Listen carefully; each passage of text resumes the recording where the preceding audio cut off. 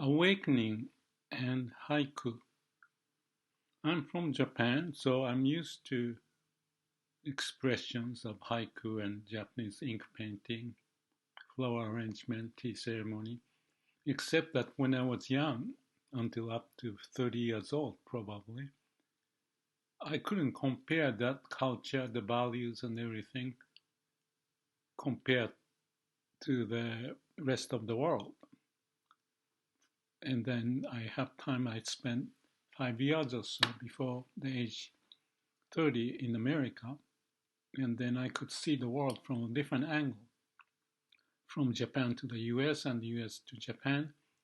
I think it took about 5 years to figure out the difference, why, and how to navigate if I were to go back and forth, which I did. But still, my first 30 years or so in Japan cannot be compared to 35, 40 years I spent in the US, because in my early age, lots of stuff just sink in, like implanting into my habitual pattern. So my English is not good. And my son told me I'm a sad case when he was 5 years old or something like that. And I couldn't do much about it because the habitual pattern, the programming that went into my mind, how to pronounce like a L and R, it's still difficult and I get confused and spelling, all of that. Interestingly, I could also compare the Japanese language has those symbolic Chinese character. It's more intuitive than the alphabet. In Japan, there's an alphabet, but there's also the symbolic letter.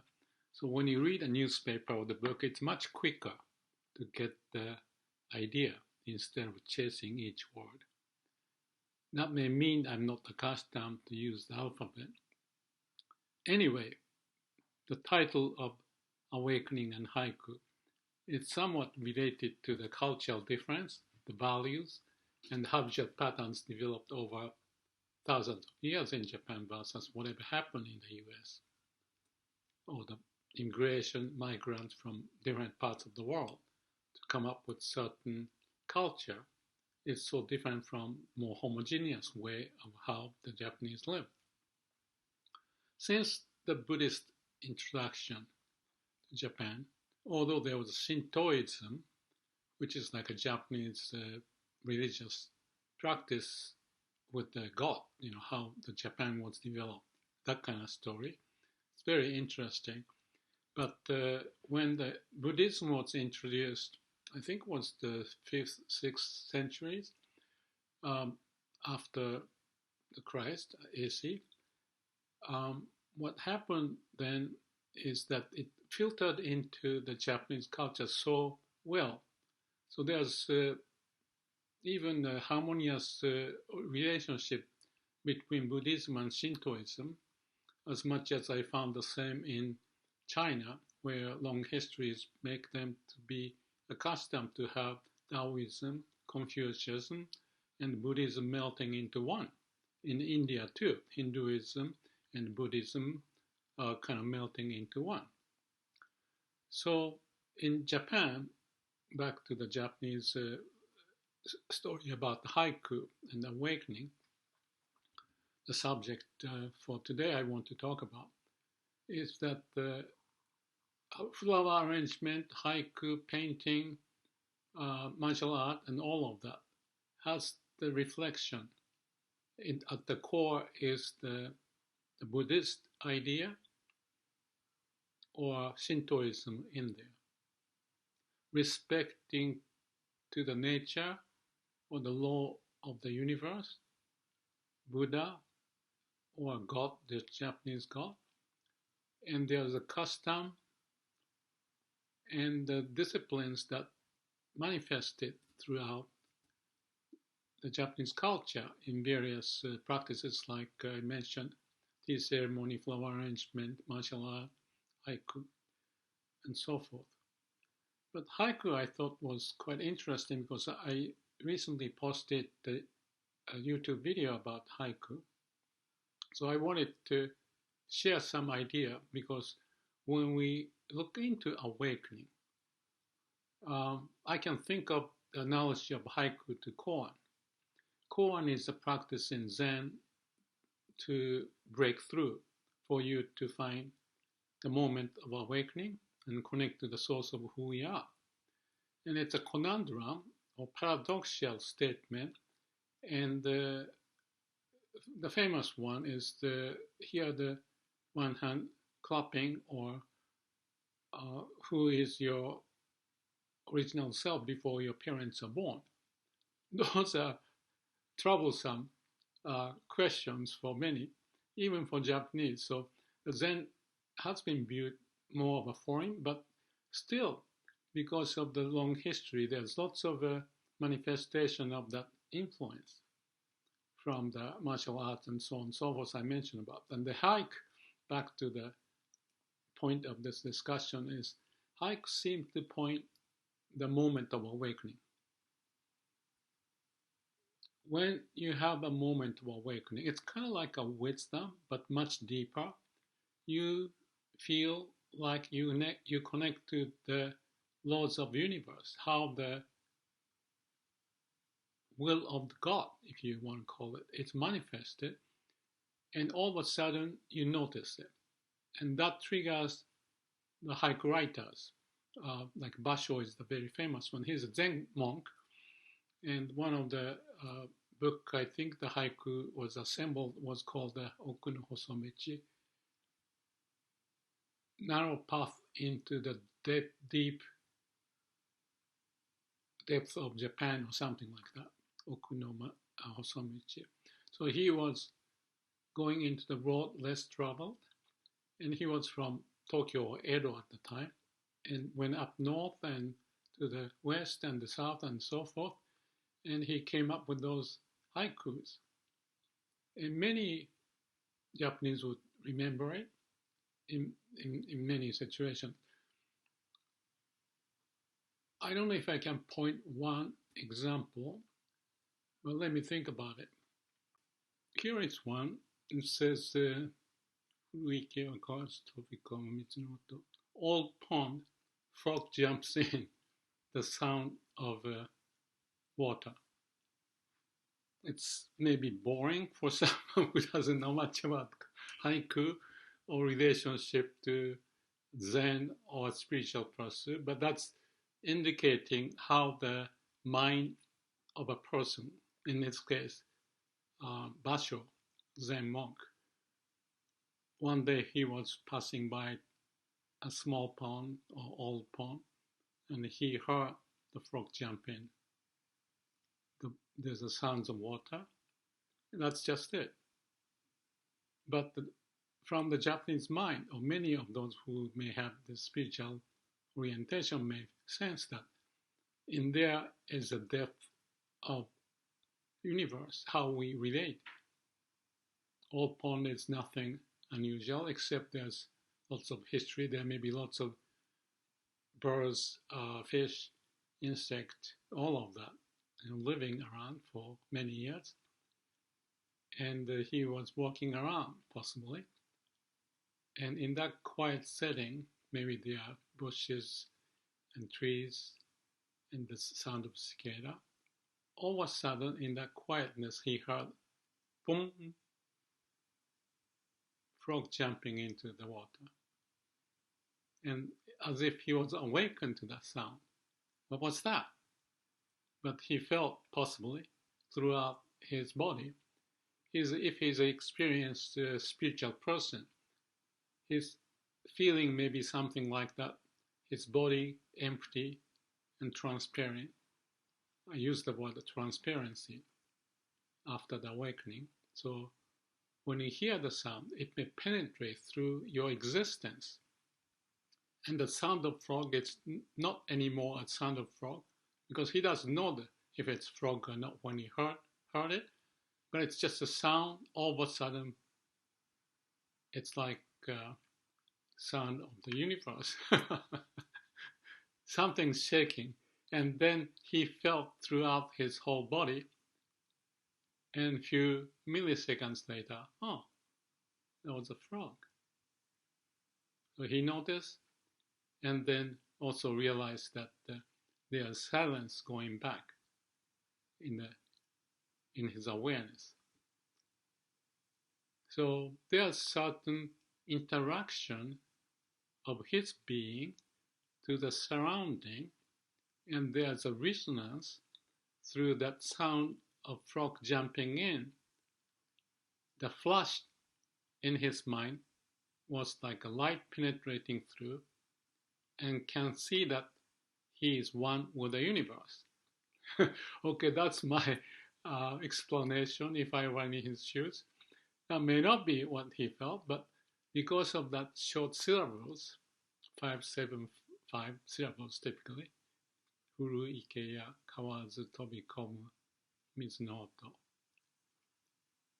17 syllables capture the essence of our being and the connection, resonance to the universe. At least that's the way I can take a look. Let me check another one if I can find interesting one. Okay, this is another famous one. It says, this is for the summertime. Shizuke sa ya iwa ni shimi iru semi no koe. Surrounding quietness, penetrating into the rock, the sound of a cicada, or something like that. There, my imagination is, he was walking or in the forest, whatever, and all over, around, surrounding, he hears the cicada sound. Actually, I can hear cicada outside the window, from outside the window right now. So anyway, that's the setting. So Shizuke Saya, the quietness. And in that quietness, there's the semi no koe, the sound of cicada. And that sound is penetrating into the rock. You may not realize whether the sound can penetrate or not, but it doesn't matter because that's his subjective view or feeling or insight that he wanted to express the setting and who he was at the time. He didn't exist the way I can look at it, because he is just melting into the sound of cicada. Even though it's quiet, there's all the cicada sound around, to the point it penetrates into the rock. And I can picture him, the cicada sounds pass through his whole being. The vibration comes in, passes through. That's it. Again, that's the transparency. The term Dogen often used is Shinshin Datsuraku. That means mind and body fallen off. There's no boundary, there's no blockage, bottleneck in your existence. Often I talk about the brain and heart. There's a gap. There's 50 centimeter gap. The brain is running its own universe, seeking this, doing this and that. The other universe is the core of our being, where the whole universe, law of universe is manifesting for us to be alive, and all of that. So awakening, to me, it's bridge the gap from what we think as the mind, which is, to me, is limited, but think that's everything, because that's all you use in your whole existence in a daily life. But awakening is to open up the bridge between the mind and the heart, or the brain and the source of our existence.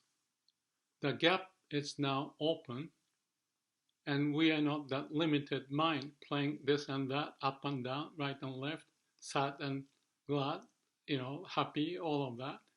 And the dualistic sense of seeking what to do next, what to do next, what to do next. But at the core is the state of being, the being in the now. And that's when he noticed that everything is penetrating.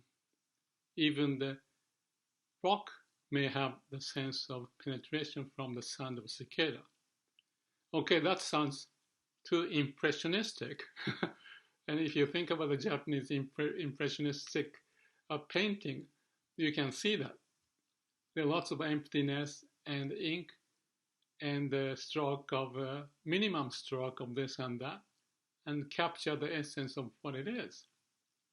Not the accurate description of what's going on, but the subjective view of what's going on in there.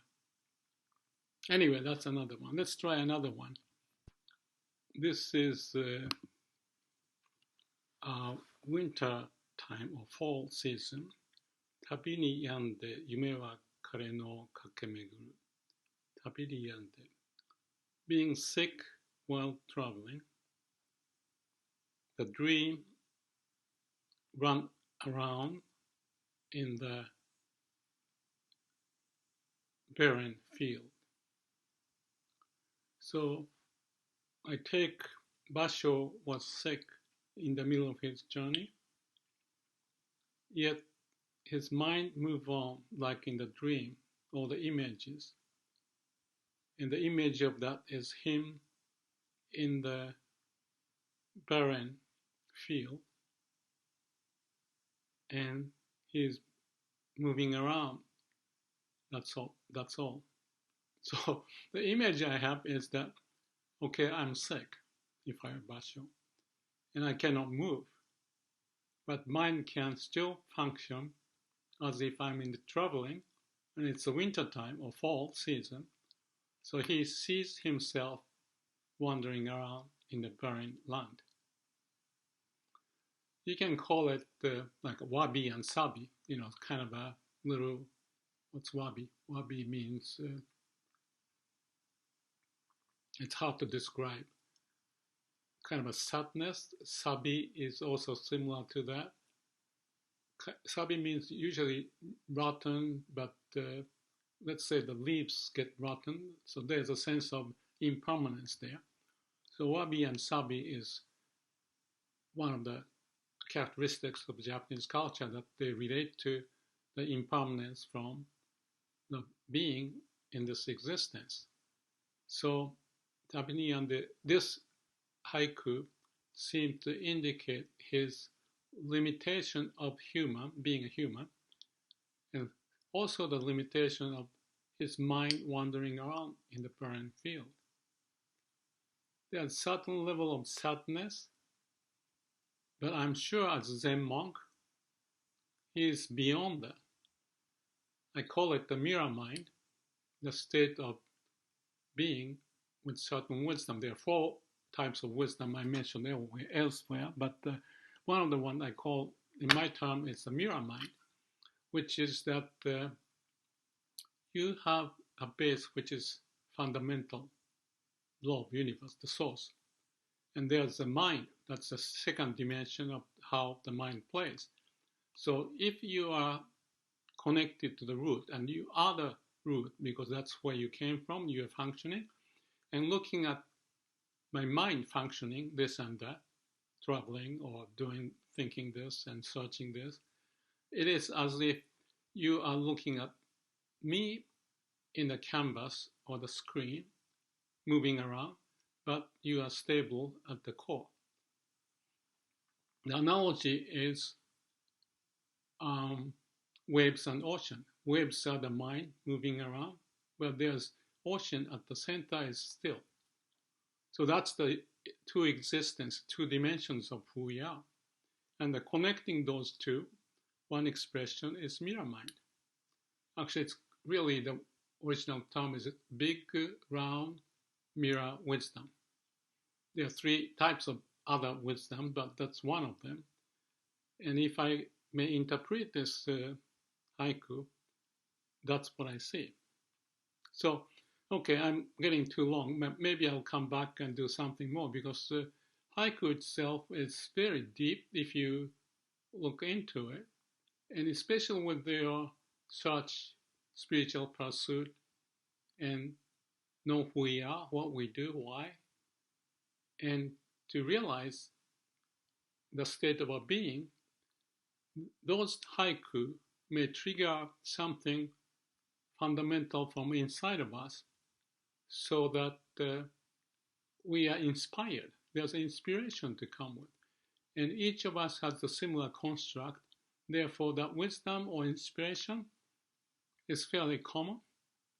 And that's why these haikus from Basho is well carried out for many generations, as if that is a core of the Japanese mind, being. Whether that triggers for others from different countries, I'm not sure. It all depends on the upbringings and so on and so forth. But when it comes to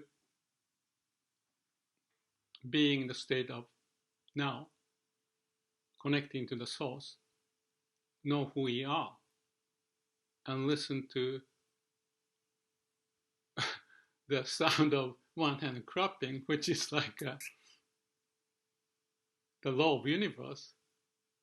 If you hear it, then you have that resonance in your existence, in your no mind, empty-mindedness is something functioning.